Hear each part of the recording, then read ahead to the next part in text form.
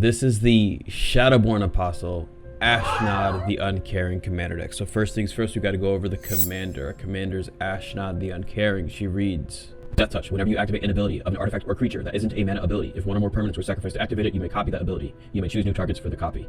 So the reason why Ashnod is the commander of this deck is because our Shadowborn Apostles also, importantly, reads that a deck can have any number of Shadowborn Apostles. Inside these decks, we generally have between 30 and 33 Apostles.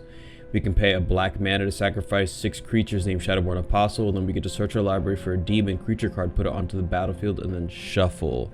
The reason being is that when we get this ability to trigger, Ashnod creates 2 triggers off of this ability, and then it cascades into a game-winning play.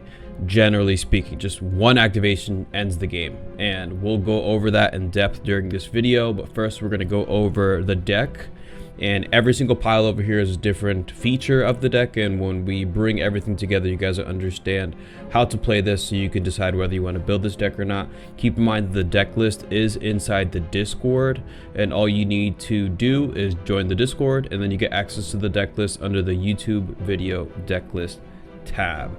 So where do we begin with this deck? We begin with the Shadowborn Apostles. I think, like I said earlier, we generally have around 30 to 33 copies of Shadowborn Apostles inside this deck. I specifically have these Asian copies of Shadowborn Apostles over here because I picked these up for $1 each, as opposed to spending $4 to $3 each on the American copies, which saved me a ton of money. If you're the kind of person who wants to proxy as well, you can totally do that. We have the Shadowborn Apostles, right? So when we're building out this deck, what we want to do is essentially combo off after we activate this ability. Now, when we activate this ability, we have to get to the point where we can activate the ability. So inside this deck, we have a ton of cards like these 2 over here, and you guys can find whatever you have in your collection that works. These are just 2 examples where this allows us to sacrifice an artifact or creature, and then we're going to surveil 1, and this allows us to sacrifice a creature and we scry 1. And putting creatures into our graveyard is a very important aspect of this deck, fortunately. So we end up sacrificing a lot of our own Shadowborn Apostles, because every creature or every Shadowborn Apostle we sack with Ashnod in play is also still going to allow us to scry 2 or to surveil 2, which is great because Ashnod is in play. And we also have this card over here that came out during Final Fantasy, which, you can correct me if I'm wrong, but I'm pretty sure this reads: if a creature dying causes triggered ability of a creature or emblem you can own to trigger, that ability triggers an additional time, which means that if Ashnod is equipped with the Masamune, that would make the trigger happen 3 times instead of 2 times, because it's going to copy Ashnod's ability. So this is a fantastic card. Maybe like $3 or $4 you can add into the deck as well, as long as that works as I believe it does. And this also gives a creature first strike and it must be blocked. And Ashnod, lucky enough, has Death Touch, so this card is just perfect for it. It's almost like this card should just read Ashnod's Sword, you know. We're just going to act like it does. So the thing is that now that we've worked through our deck, we're looking and finding cards. We're putting Shadowborn Apostles in play, you know, and we're moving through the deck, putting Shadowborn Apostles into our graveyard. And while that's happening, we can have cards like these that allow us to deal damage to our opponents as we're sacrificing our Shadowborn Apostles. Zulaport Cutthroat. This deals damage as Shadowborn Apostles enter the battlefield. Impact Tremors, same thing. Sir Conrad, just like the Cutthroat. And then at any point in time, there are other cards inside this deck, like this Patriarch's Bidding, where we can choose a creature type, obviously choosing clerics or humans. And then this allows us to bring all of our Shadowborn Apostles back to the battlefield so that we can sacrifice them again with the Zulaport Cutthroat, or we can have them all enter the battlefield with the Impact Tremors and deal a ton of damage. So this card is a 5 mana win condition inside this deck. And I'm going to keep saying that word over and over again, win condition, because there are a lot of different win conditions inside this deck. You end up just kind of surprising yourself the way that you end up winning sometimes. And so these cards are pretty important. You're going to want to add these inside the deck. But some cards that I also find that make the deck function really well are these cards over here, because Crick allows us to pay 2 life instead of paying the black mana when we cast spells. Keeping in mind that Shadowborn Apostles does cost 1 black to play, so being able to just to pay 2 life to put a Shadowborn Apostle into play feels amazing. Defiler of Flesh does the same exact thing, and then Bolster Citadel does the same thing, kind of, basically off the top of our library, which feels really good. So these are definitely cards, and Bolster Citadel is a game changer, I believe, so just be aware. If you don't want to play game changers, then don't add that card into your deck. But you know, the thing is that once we get this into play, cards like this, eventually we're going to end up getting 6 Shadowborn Apostles into play, right? And once that happens, we can pay a black mana with Ashnod into play, and we're going to start sacrificing to these creatures to find demons. And the demons that we have inside the deck is not completely filled with demons, it's just filled with the right demons. So the first demon we have is Be'lakor, the Dark Master. Be'lakor really just, the most important thing here, says whenever another demon enters the battlefield under your control, it deals damage equal to its power to any target, which can, you know, is a win condition. This card can end the game. What we'll do is, you know, we could have 6 Shadowborn Apostles in play, Ashnod in play. We'll sack them, put Be'lakor into play, and then keep in mind, every time we activate these abilities, it's going to force 6 creatures to go into our graveyard, which we can have our opponents take damage from. But most importantly, we have a couple demons here, like the Revenant demon, or Revenant, and the Apocalypse. Oh, Revenant is not a demon, so we're gonna forget that card.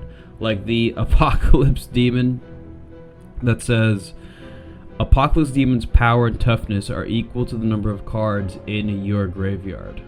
And keeping in mind that we always, no matter what, are always going to sacrifice 6 Shadowborn Apostles, so we're automatically going to have 6 cards in our graveyard, not to mention all of the other cards that we would end up sacrificing to put inside of our graveyard. So sometimes we can just have Be'lakor enter, have an Apocalypse demon enter, and then we're going to deal that much damage to an opponent, which more often than not can remove them from the game. And then we could also have a Zathra demon enter the battlefield, which is going to deal 7 damage to Be'lakor. But if I combine these two instead, this says that at the beginning of your upkeep, sacrifice a creature other than the demon. Then each opponent loses life equal to the sacrificed creature's power. So if we have 40 cards in our graveyard, which happens a lot inside this deck, each opponent's going to lose 40 life. So this is another win condition. And if we don't have a lot of cards inside of our graveyard and we have a ton of life, we can use a card like Doom Whisperer to pay 2 life to just surveil 2. And I could just continuously just throw cards into my graveyard continuously so that we can turn Apocalypse Demon into like a one-shotting play. Now, the most important card that we have inside this deck, which is generally always the first or second demon that you get, like if Ashnod's not in play, you're gonna sacrifice for Razaketh. If Ashnod is in play and you get the double triggers, I like to go Be'lakor and then Razaketh. Now, Razaketh says that we can pay 2 life, sacrifice a creature, and then tutor for any card to put into our hand. The card we generally tutor for is going to be this Thrumming Stone. Thrumming Stone is a card that we can cast a creature spell. We ripple 4, which means we look at the top 4 cards of our library, and then for every Shadowborn Apostle that we find at the top of our library, we get to cast again.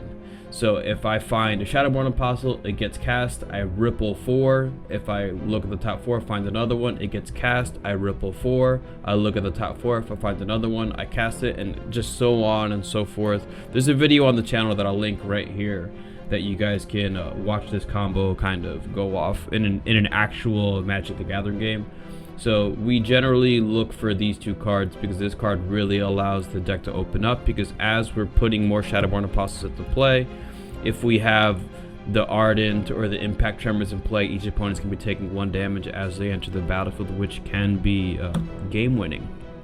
And what's great about Razaketh is that we can always sacrifice our creatures in response to anything our opponents are doing, in which we can look up cards and grab cards like Pact of Negation, Swan Song for 1 mana, Stubborn Denial, which will always just be 1 mana, counter that spell, because we're always going to have a creature powerful or greater if Razaketh is in play. And Pact of Negation is 0 mana. It doesn't necessarily matter because we don't need to get to the next upkeep, because we're just going to win the game on the spot by countering the spell, generally speaking. So Pact of Negation works really well inside the deck, so we don't have to worry about the downside of this card. Now, when we're doing all these things, after we get all these cards into play, sometimes we need a ton of mana. So one of my favorite cards in this deck is this card, Songs of the Damned, that says add a black mana for each creature in your graveyard. Understanding that we're always going to have at least 6 creatures, so we have to sacrifice 6 Shadowborn Apostles, and we generally have more than 10. So this 1 mana card over here generally creates 10 or more mana every time we cast it, which feels amazing. And if I could just pay 2 life to cast it with Crick, it's just so good. We also have Dark Ritual to create mana, Cabal Ritual to create mana. Generally, we always have that threshold, so we generate more mana than the other one. And my friends are fun, so my friends let me play this card called Organ Harvest, which just says you may sacrifice any number of creatures. For each creature sacrificed in this way, add black to your mana pool, which this card generates absurd amounts of mana, and I'm happy my friends let me play it, because when we generate that mana, I could put all that mana into cards like Exsanguinate that forces each opponent to lose that much life, and then we gain that much life. This card and this, or just generally this, the Songs of the Damned, this and this, is a big enough play to just end the game at times. So it's a very fun deck. What we're gonna do right now is go over a short, I don't even think we have to go over the line or combo, because I think we pretty much just went over the way everything works.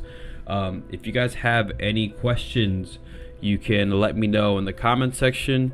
This deck is not for the faint of heart. It requires a lot of thinking. If you're a person that's brand new to Magic the Gathering, I would probably just play a deck that's a bit more straightforward. This one requires you to have a really deep understanding of the board state and of your timing, and how to react and to respond.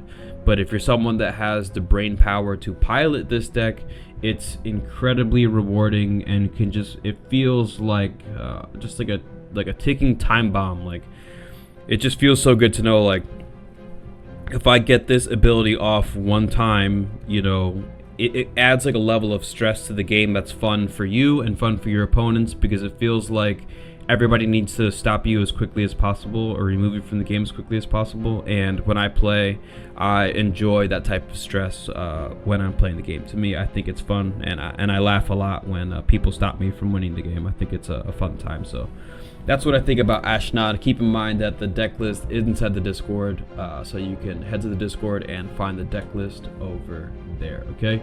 Always remember, everybody, eat healthy, okay? Work out every single day. Most important, you guys remember to believe in yourself, all right? Peace out, people.